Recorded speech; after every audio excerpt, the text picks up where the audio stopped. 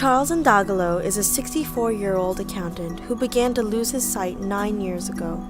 He thought it was a temporary problem, but his condition worsened, and, not being able to see, he was forced to retire from his profession. For close to 9 years now, I have been legally blind. I saw things mostly in shapes and forms, nothing in detail. I couldn't tell which of my children was standing before me until they spoke. Doctors tried various cures, but there was no improvement. I underwent various operations on my eyes, and the longest relief and clearness I had lasted for only 4 days, and then the problem returned. I relied heavily on medications.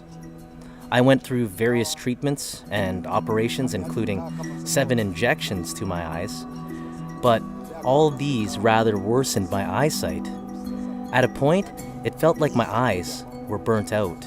Things got worse when Charles realized that he could no longer receive financial support through an insurance company he had relied on. At my last visit to the eye specialist, I had to spend an amount of 100,000 Tanzanian shillings, and I had to find means of doing that, although I have no source of income in the past 7 years. Just as Charles was pondering how to afford his next medical treatment, he heard about the Friendship Festival coming to his city, Dodoma. I was supposed to travel to a town nearby for another treatment in the coming days, and I had no idea how I was going to pay for this one. Then, I heard about the upcoming gospel event, so I decided not to travel because I wanted to attend the festival, and going for this treatment may make me miss it. To a large extent, I had given up any hope of help from the medical treatment. At the gospel festival, Charles suddenly noticed something. After the healing prayer on the 3rd day, I realized I was healed.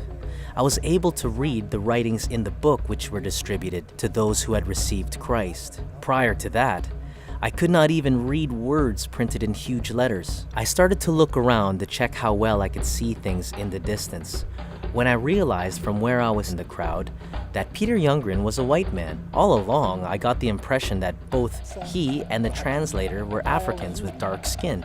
That's when I knew I was healed and was encouraged to go to the platform and testify.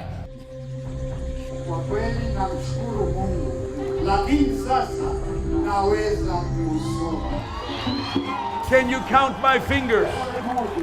How many now? How many now? How many now?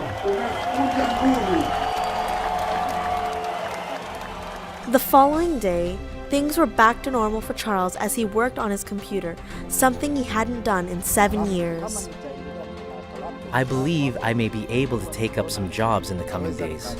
It feels so good to be able to get back doing the things I love. Everything is so clear and good.